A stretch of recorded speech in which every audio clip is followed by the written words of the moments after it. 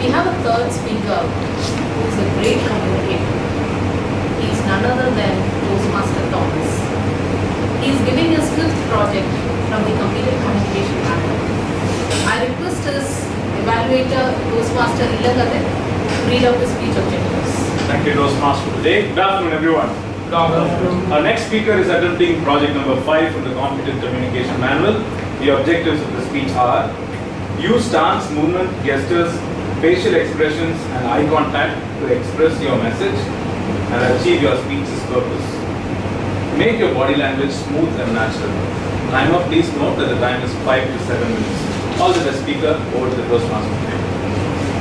Toastmaster Thomas was a great communicator, is a good communicator, and will be an excellent communicator. When he finished school, he did his BSc in Science, succumbing to the opinion of his elders. But he followed his inner compass and went ahead and did his post-graduation in literature. He does take a lot of time for introspection and talks to himself during long drives. Let us welcome Toastmaster Thomas to the podium.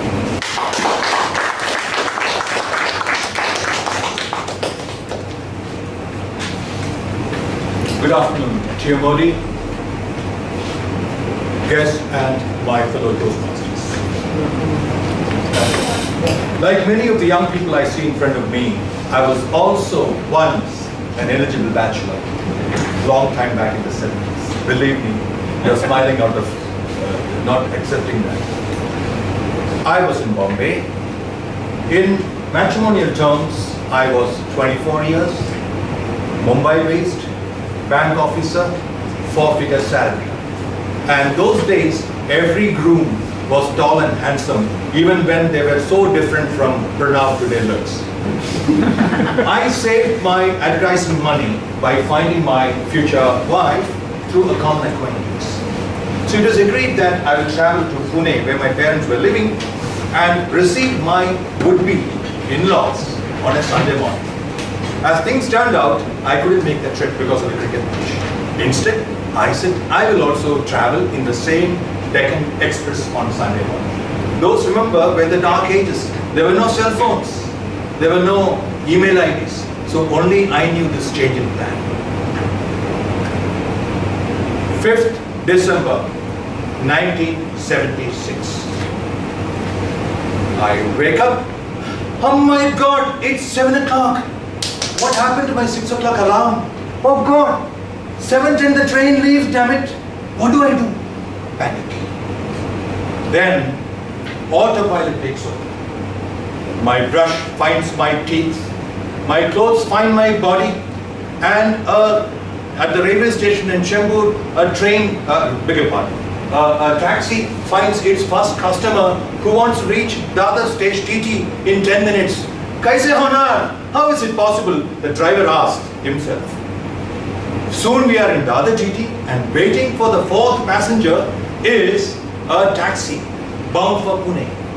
I plunge myself into the rear seat at the middle and tell the driver, Chalo ji, please, please. I explained to him my problem.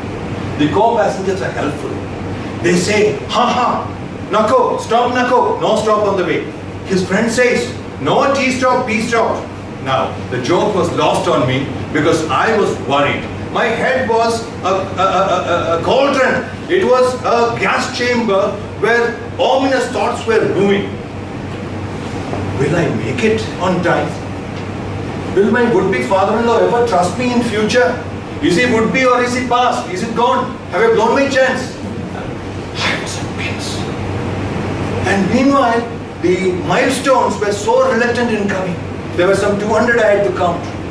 Whereas my watch and my heartbeat, they were pacing even Usain Bolt into some kind of a record-breaking sprint.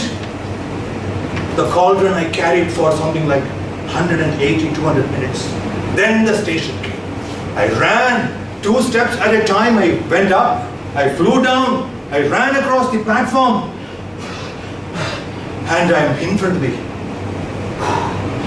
the door as it opens, and my father-in-law smiles. But I see him fuming and fretting because for 180 minutes I was carrying that picture.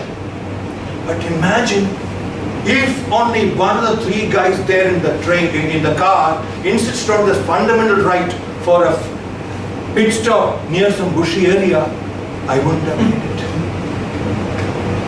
Fast forward to another decade. The year is 1987.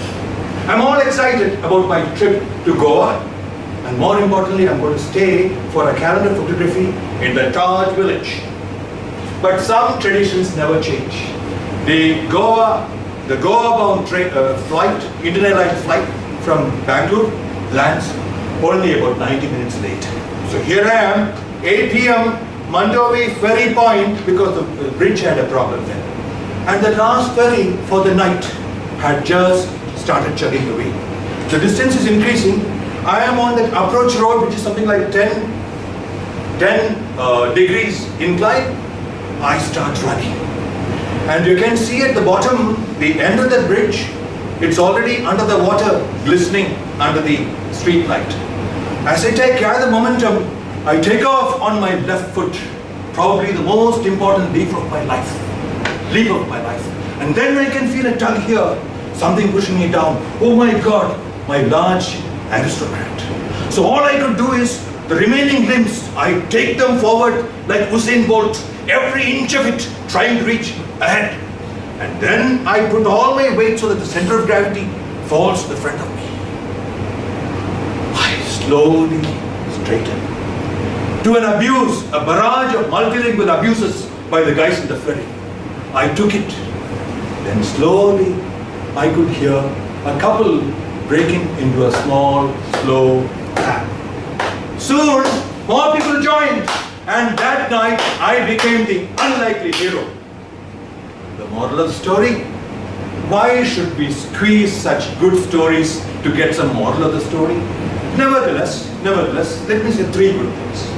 One, coincidences cannot be ruled out, however well you plan. Simple. Second, threatened under acute circumstances, all living organisms, beg your pardon, cut organisms, try one of the two things, either fight or flight. They do it instinctively. That's when the war cabinet takes over, takes charge, takes stock of the situation, looks at options, looks at the mass, the weight, the trajectory, the distance covered, all in nanoseconds. Just do it. No time for democratic discussions. Third, success, failure, and near failures like the one that they experience are all equally good teachers in life's classroom. They shape us, they shape our attitude, and make us what we are. Over to you, Jimari.